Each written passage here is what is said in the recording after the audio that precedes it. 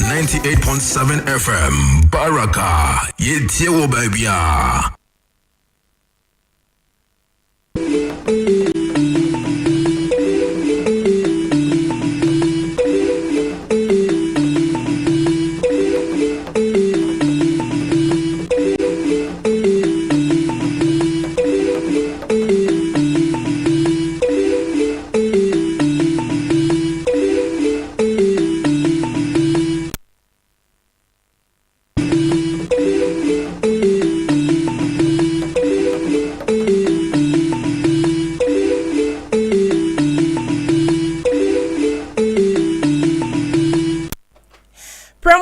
Ghana de shimama edinchie mu yedin efi Baraka 98.7 aso na di bro emra premu atu yi yaka etiefu nyina sensem bi esisi wo man mu na ne asemufo agepene aso ne sokrojin se yemfa mbeso metiefu a woda yakoma so yie pa se Baraka 98.7 premu to break asebo ena kasebo no yehwe nsem bi edi mu akoten eye owura Robert Wisdom Kujo oyemra shebedwani a oda eye adehia wowo Pristia ano samri akasa di nsembi atugo akasa boy edi nsem odi tugo ba beso metiefo nyina afenso yenya ntie se mabu na wowo nima samri wakofa krata na krata wakofa wode koma ahwan kasa boy di muntremu eba besom etiefo nyina yaka etiefo nyina se nsembi kika we ni mu na ne asamufo agebre aso ne sokrojin se yemfa beso metiefo nyina se Baraka 98.7 promoter break asebo ene kasebo mu amidi mukutin midi amejeso eye anti agimpa cho wetimi afra meses na zameje wosu yebetwa yemo semane yaba yebeje ni abura kasebo no ntwetwemu 98.7 FM Baraka Yetiewo Babia. Yama etiefu nyina akwa aba afa yenje breni entie kasebo no ntwetwemu Owura Robert Wisdom Kujo mrashebeyenu a ogina ho de madehye a wowo Pristia Huni Valley samri abato mpeso aso samri opehini akasa atremu se abanyi aboa amane ama ayeye pa ocha dollar ne gina ne nan so aboa ama ono so wetimi enyoma bebre e de ama ne manfo a wowo eye Pristia nyama bi tise boreholes afenso wetimi esisi school adan cheap compounds e de ama won se ne be ya won so wansetena wote dada no ebetimi akoso yentie nkyeremu a odimaayen nti the Ghana phone di ho dance here any dollar rate I'm say almost every part of this global where the dollar na bibia nti Ghana ya de pass yet me sustain the dollar rate so say I'm say I'm probably 10.85 or so Baraka FM I'm ma bo na right ejina ye di brenyen obia kasafa for that to say more angwa na adina akofom bia beku yakra ne niye ya petrol asema be ya teso sisi awhwe social media si be bi pra ogotofu ya me ama lunch so atase nti nke yente se fuel stations komo ye advert se bia momra hana nti ni nya ye sidi na ayeden ejina no ohwe 1 year ya na eye ni so bebre se ye di beye 4 years kwa wa ban mu because nilia me hwe ha na records ekitamia now within this short time yempo the MCCC abo yedin yenche da nya 1 year papa but share the sort of project are you rolling it out last year almost 17 projects ranging from cheap compound Baraka FM so okay sam de kuma ya project bi aya wa health education infrastructure and the keka hu bia no a door so saying sabe the better be for 8 years for instance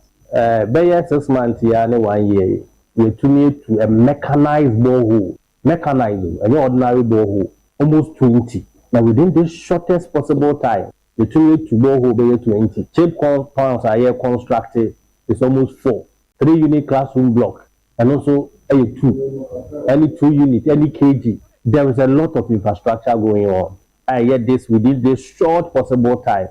I'm not sure say sabi I think we are called directly to the people. Nti yamanfo no nya mpaso Eni ayeti ye eye Robert Wisdom Kujo mrashebeyenu ogina ho ede madehia wowo Pristia Huni Valley ono nso ne odi tu gwa no yeto akase ebo ne so ede akonsem foforo mu so a emebu no a wowo NDC amanyoku nu ni titiriw ene wo a wowo ni masamridi wo akwa akopiem akofa krata eye forms ede akoma eye enkane kyerɛkyerɛfo ede ma NDC amanyoku nu eye Owura Abdusalam Daru se omra no megina enfamba NDC ewo eye by elections a ebekoso ewo ayawaso east yenti ensema ekoso I had so many people who called me and said they wanted to pay for the forms and for the filing and everything. And I told them, unfortunately, the Nima youth from Salam Daru has already taken the lead. And they have already set the ball rolling. They've paid for the forms and they are ready to continue with the process till we have a successful filing. So on that note, I want to thank you for this gesture. I'm so grateful. Ladies and gentlemen, what we are seeing here is the energy of the youth, and nobody can stop the energy of the youth. Right. Across every street of Nima and Ayawaso East, the message is clear. The message is very clear. It is time for young people to lead. Yes. It is time for young people in Nima, in Ayawaso East, to demonstrate to the world that they are capable. Exactly. It is time for young people to prioritize their own needs. And anywhere this sentiment is mentioned, I am happy to say that the name that accompanies it is Abdusalam Mohammed Daru. Yes. And the youth really believes, based on our track record, based on our expertise, yes, based on our proficiencies, that we are the right person to lead East Ayawaso constituency at this particular moment. Any IT ye enkane trofo pehin edema endis amenyoko no eye ora Abdusalam Dawuru ono emra eye mebunu bi a wo nima ekofa akrata edema ne se onjina ewo by elections a ebekoso ewo Ayawaso East ana na yetenene yeto akase woni so akonsem fufuru mu so a eye Ghana National Fire Service nkrabata a ewo tema mpenfo edinsem bi abetugwa ne nyina ne se wori enhyehyɛ mapa se ne be ya wo betumi afa nipa foforo ewo eye tema honom abeboa ama wonso wetumi abo adwuma asomoman no na pahin kwantrefo a okasa edema eye Fire Service dwumeku a ewo tema ono eye DO2 Ebenezer Yanzo ochire nsem buse 2025-2026 recruitment exercise the Ministry of Interior for the services under the ministry, and then Edru Fire Service for so you think say the phase 2, the phase 1, first phase near when they applied yet me a shortlisted candidates na and then the phase 2 now was a candidates now as applicants never now verify on documentation essentially say a front body requirements now if it meets what the service as you can see the process started and in all anopa session you're dividing into 2 sessions, a morning session and a area so area anopa no expecting 500 area so you expect another 500 almost beba you bet you also echina any memenda say if numbers no yetimi exhaustive here and I say ABC Saturday now, but we are just hoping say we can be able to exhaust it before a fencing a Saturday no. But as you can see the processor is starting there beer will be served and in no time no but you will not spend more than an hour at the center no. Any IT ye pahin kwantrefo okasa edema Ghana Fire National Service amenyoku anase nkrabata ewo tema ono ora Ebenezer Yanzo ono ne anayete no yeto akase bo ne so akonsem fufuru so na embrahye bedwanu a ogina ho edema adeshi a wo ahyaman ora Ernest Logbe samre de futu a emu yedin akwa ma ne manfo ne nyina ne so obesre won se wonhwe ne ye na wo betumi egina mapa no ade wo ho efi ho sanitation wore se wo betumi aprapra wo mountain so na afen so eba no kwa asafo dwuma so a wo betumi ede wo ho adwum efi se ya de papa eboa ema oman etumpon yentie nsem a ode tu. We are all aware sanitation is a major issue in Ashaman, and the government also has taken sanitation issues in the country as a priority. And there's always directives from the Ministry of Local Government that every municipal assembly and then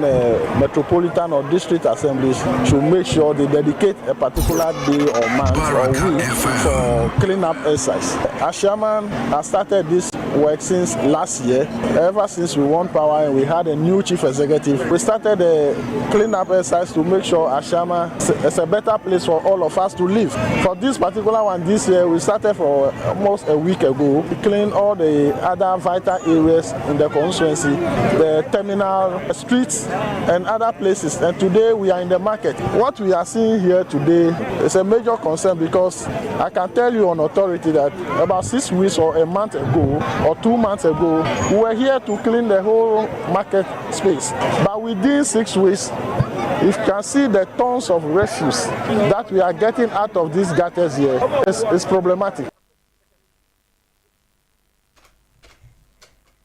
Any IAT ye Marasha Bejania Ojina Ho Eddie Madishia Shama Honorable NS Lugbe on so if you or the call man mindful say want to mean proper mountain so na friends so ebano basa fujuma say beka bo ma proper mountain so say the beya mountain so better okrojin na one share no fa wo hunjime fi say eya de pa ebo man puntu pa ya to ansem no so a abegwafo a abegaku a wo hwe allied health professions jumedi so sami wa ye monitoring and inspection wo hospitals ahuru bia wo nkran pumpuni mantem ha ne wo emra wo concession wo kopie mu wo kwalebu aban ayaresabia ne nyina ne se wo kohwe jumedi a aban ayaresabia na se hospitals a wo man Ghana mu ha no kwan a wo fa so di won dwuma se yi ana se nkoyie na wo ahwe ho atena se aka ho asem na doctor a ye frɛ no Sarazu Isabuku ono no registrar order allied health profession jumedi ano ono trensem say yenti nsem odetugwa. We are actually in Kolebu here to visit all the services that have been provided by Allieds, and we noticed that there are close to about 8 different services Kolebu provides in terms of Allieds, and all the services we have visited seems to give a good picture. Kolebu seems to be doing well than what we saw in the first day we started. They seems to have all the required personnel, the professionals. They also seems to have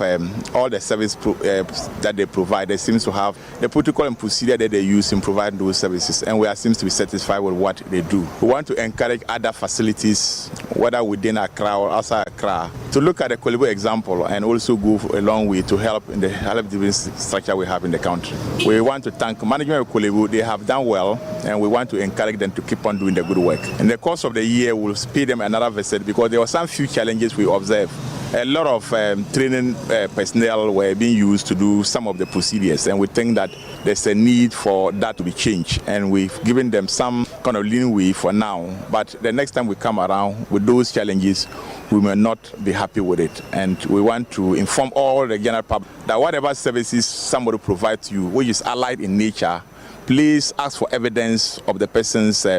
registration, and then the service protocol that they use in providing those services. Please ask to see those protocols. Otherwise, we may not guarantee the quality of the product we are getting from the service. I want to thank the media and my team. They've done a good work, and this will be escalated across the country. Next week, we are going to have a similar one in Kumasi. We have another one in Tamale, Sunyani,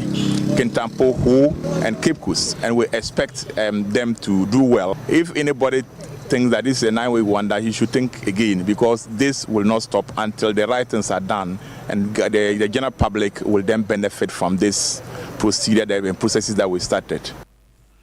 Ni ayeti ni Dr. Sharizu Isaku ono registrar order allied health professions jumadiku ano ono embra okopie mu ewo Kolebu ekwaye inspections bi ewo ho ono so ne dia auditu guano anayeti na hana brebe mayen kwan na neka se boy de besumiti efo yedi nyina esika se boy ni oso ne so de mayen eyora Sabi Mohammed producer so eyora Abdul Fatah afenso technician so ono so tena fidi nechi ehwe se bibia bekoso wano enso eyo owura Paul agbemedu betimi asane mrane se papa p obeje ozo menso akase boy midi brena me de besumiti efo midi ameje so anti agimpa cho obetimi afra Mrs Naza Mr. Omeje woso dodo ya sorry so idi se ne ye mama abreni nyina no ye de nyumpa mu ye hwam ene ba besum esane se moda ye komaso yi pa na ye koso anso etumufu se obeka kire wonu na wonu anso akache na adamfo na afenso aye asempa trew na mukeka echinchin se obia mbomode anso odi na efidi ni beto Baraka 98.7 efise ye wone pa edimamo ye nko a ye ni radio station a utie ya wo ye nshira efise nshira abɔ yɛn so paa insura ɛwɔ yɛn nkyɛn nti sɛ pɛsɛ wo yɛ insura dia ɛne na bomɔden asɛ wo bekyinkyim afidie na de akɔto 98.7 na wo so wabɛka insura ebusua ho ni bi ya create yɛfo nyinaa da sɛ nnɛ yɛbɛsan ahyia